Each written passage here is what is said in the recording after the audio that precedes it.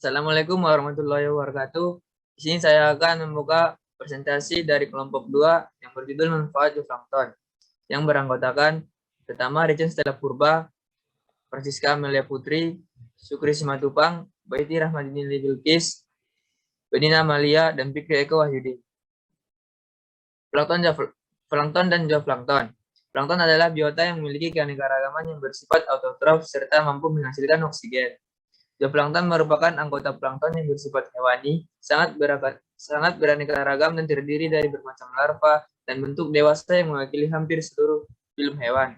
Zooplankton memegang peranan penting dalam jaring-jaring makanan berairan, yaitu dengan memanfaatkan nutrisi melalui proses fotosintesis.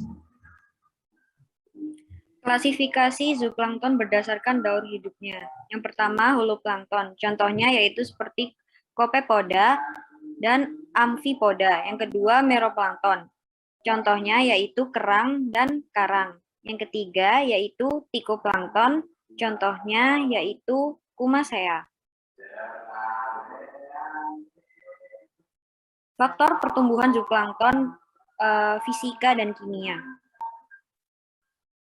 Suhu yang cocok untuk pertumbuhan zooplankton yaitu berkisar antara 20 derajat Celcius hingga 30 derajat Celcius. pH menjadi salah satu faktor yang mempengaruhi laju pertumbuhan zooplankton, di mana pH yang optimal untuk pertumbuhan berkisar antara 7,0 hingga 8,5. pH yang tinggi akan mengakibatkan kehidupan zooplankton terancam dikarenakan adanya gangguan yang terjadi pada respirasi serta gangguan pada metabolisme. Yang ketiga yaitu kecepatan arus. Kecepatan arus yang baik untuk zooplankton berada pada kecepatan di bawah 0,5, yang dimana arus dengan kecepatan di bawah 0,5 termasuk pada arus rendah, sedangkan kecepatan di atas 0,5 termasuk pada arus kuat. Yang terakhir adalah salinitas. Salinitas yang baik untuk pertumbuhan zooplankton berkisar antara 11 hingga 40%, di mana salinitas sendiri juga mempengaruhi keanekaragaman zooplankton. Yang selanjutnya yaitu ciri-ciri umum masing-masing filum zooplankton. Yang pertama yaitu ciri-ciri protozoa. Di antaranya organisme uniseluler atau bersel tunggal. Yang kedua yaitu eukariotik atau memiliki membran nukleus. Yang ketiga yaitu hidup soliter atau sendiri, atau berkoloni atau berkelompok, dan sebagainya. Berikutnya yaitu ciri-ciri umum cnidaria atau ubur-ubur. Yang pertama mempunyai dua tipe individu yaitu polip dan medusa. Yang kedua eksoskeleton atau endoskeleton dari kitin, kalsium, atau komponen protein. Yang ketiga tubuh dengan dua lapisan yaitu epidermis dan gastrodermis, dan sebagainya.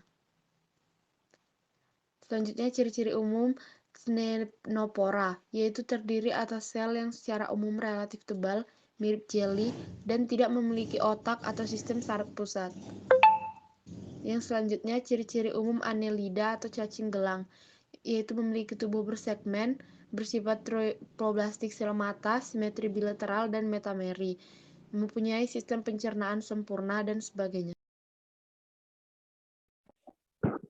Selanjutnya ciri-ciri umum dari krustasea. Yang pertama, panjang tubuhnya sekitar 1 hingga 3 cm. Yang kedua, tubuh tidak memiliki karapaks dan memiliki mata majemuk dan 2 pasang antena, dan sebagainya. Ciri-ciri umum moluska, memiliki ukuran dan tubuh yang bervariasi. Yang kedua, mempunyai lunak dan tidak berluas-luas. Yang ketiga, merupakan tripoblastik sel mata, dan sebagainya. Ciri-ciri umum dari Echinodermata. Yang pertama, tidak ada kepala. Yang kedua, tidak bersegmen. Dan yang ketiga, tubuh memiliki banyak kaki tabung, dan sebagainya. Ciri-ciri umum dari Chordata. Yang pertama, memiliki notochorda pada masa embrionik, memiliki celah faring atau celah insang pada beberapa tahap selama masa perkembangannya, dan memiliki tali saraf dorsal, dan sebagainya. Habitat zooplankton. Zooplankton hanya dapat hidup dan berkembang dengan baik pada kondisi perairan yang sesuai seperti perairan laut, sungai, dan waduk. Manfaat zooplankton yang pertama sebagai mata rantai antara produsen primer dengan karnivora yang mempengaruhi rantai makanan, yang kedua sumber makanan larva pelagis, yang ketiga sebagai indikator biologis perairan, dan sebagainya. Sekian, terima kasih. dari presentasi kelompok 2. Atas kurang lebihnya kami mohon maaf. Wassalamualaikum warahmatullahi wabarakatuh.